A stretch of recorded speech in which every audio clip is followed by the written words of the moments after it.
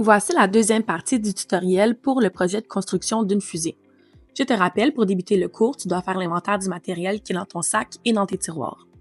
Aujourd'hui, nous commençons avec le fuselage de la fusée. Pour la première étape, tu dois réserver ta place pour utiliser la perceuse à colonne. Donc, tu dois écrire ton nom sur la liste à l'avant de la classe et ton numéro d'équipe jusqu'à temps qu'un enseignant t'appelle. À l'aide de la perceuse à colonne et du furet, nous allons percer le morceau de styromousse au centre du cercle que tu as tracé précédemment. Voici le résultat final. Ensuite, nous allons tailler le morceau de styromousse avec le couteau utilitaire pour fabriquer le support du moteur. Je te conseille de tailler pour commencer les 4 coins du morceau de styromousse et ensuite venir tracer le reste du cercle avec le couteau utilitaire. Faites attention à ne pas trop tailler le morceau pour qu'il ne se brise pas et qu'il puisse bien entrer dans la fusée.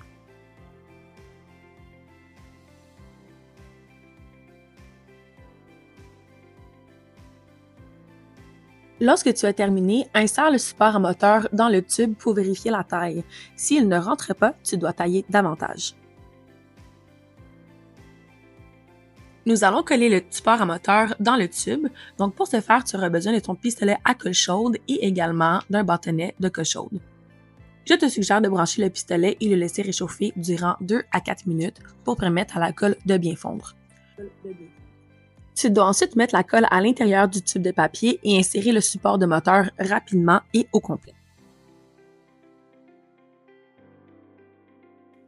Nous allons maintenant venir coller le moteur à l'intérieur de la fusée. Donc pour ce faire, il faut mettre de la colle chaude autour du moteur et l'insérer à l'intérieur du support en styromousse en laissant dépasser le moteur de 1 cm. La partie rose du moteur doit être dirigée vers l'extérieur avec le bouchon.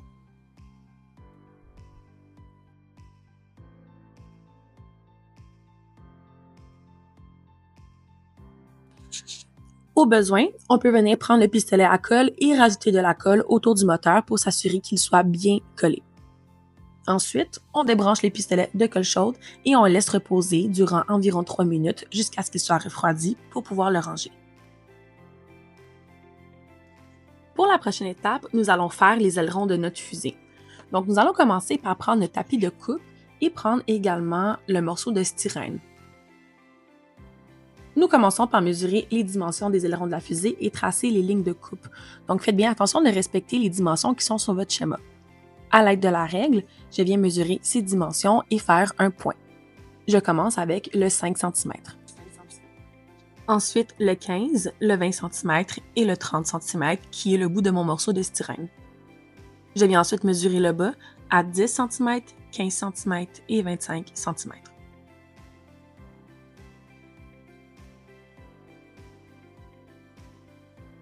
Ensuite, je viens tracer un trait pour relier ces points comme il est indiqué dans votre cahier de charge.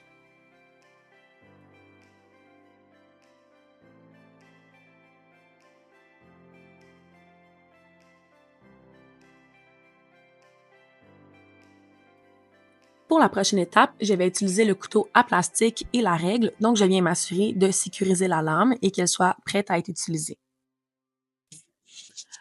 En suivant la règle pour m'assurer que mes traits soient parfaitement droits, je viens mettre une légère pression et je passe à plusieurs reprises avec mon couteau à plastique.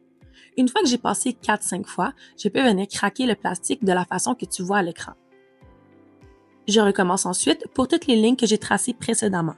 Donc, je prends ma règle, mon couteau à plastique et je viens tracer plusieurs fois sur la ligne en mettant une petite pression.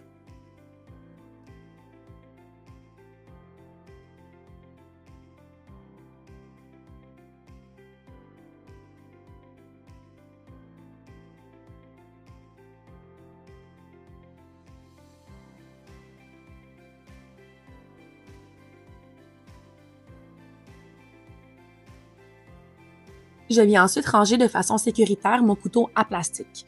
Si nécessaire, je peux également sabler les côtés de mes morceaux d'aileron pour m'assurer qu'ils soient bien lisses.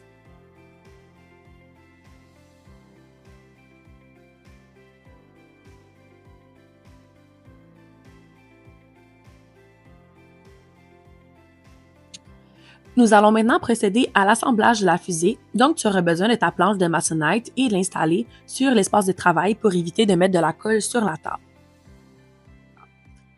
Nous allons commencer par prendre nos morceaux d'aileron et venir tracer une ligne à 2 cm de la base. Cette ligne va être importante plus tard pour quand nous allons colorer les ailerons sur la fusée. Donc, à l'aide de ma règle, je viens mesurer 2 cm et je peux faire un point pour identifier cette mesure.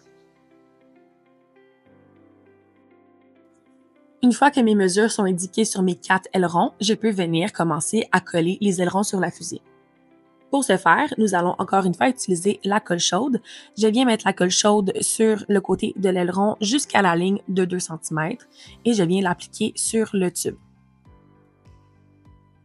Je vous suggère fortement de tenir en place l'aileron durant quelques secondes, environ 30 secondes, pour vous assurer que la colle refroidit et que le morceau soit bien collé après votre fusée.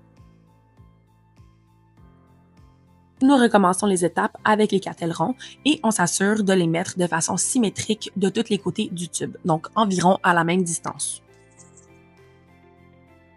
Vous pouvez également ajouter de la colle chaude à la jonction de l'aileron et du tube pour permettre une meilleure stabilité. Bien sûr, on s'assure de faire un travail qui est propre et d'enlever tous les fils qui peuvent dépasser ou encore tous les excédents de colle. Votre fusée devrait être capable de tenir debout par la suite avec des ailerons.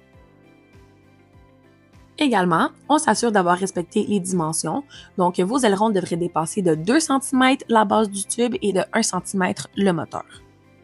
Nous allons ensuite venir coller la paille. Donc pour ce faire, il faut faire un trait de colle et ensuite appliquer la paille et la tenir durant quelques secondes pour laisser la colle se refroidir.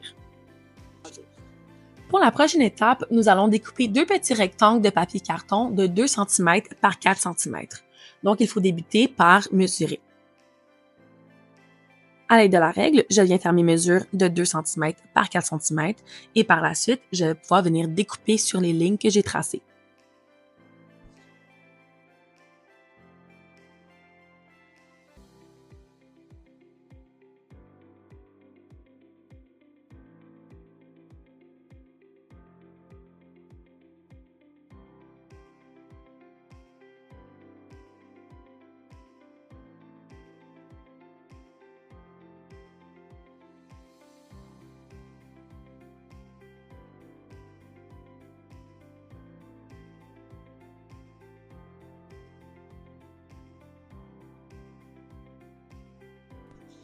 Je vais ensuite prendre les petits morceaux de carton et venir les plier en deux. Je m'assure de mettre une bonne pression sur la base où est-ce que le pli est pour qu'il soit bien plié.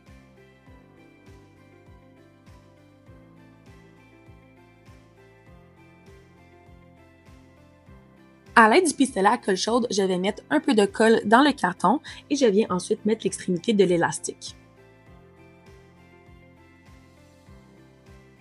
Je ferme le carton plié et je garde en position quelques secondes pour permettre à la colle de refroidir.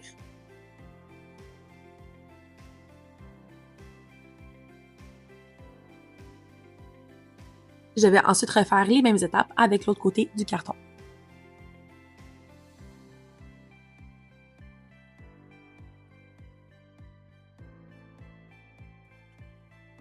Je viens ensuite coller une des extrémités avec la colle chaude sur la tête de la fusée. Je tiens en place quelques secondes pour permettre de refroidir. Et ensuite, je viens venir coller l'autre côté de l'élastique à l'intérieur de la fusée. Je viens ensuite coller à l'intérieur du fuselage de 4 à 5 cm à partir du haut. Bravo, tu as terminé ton deuxième cours.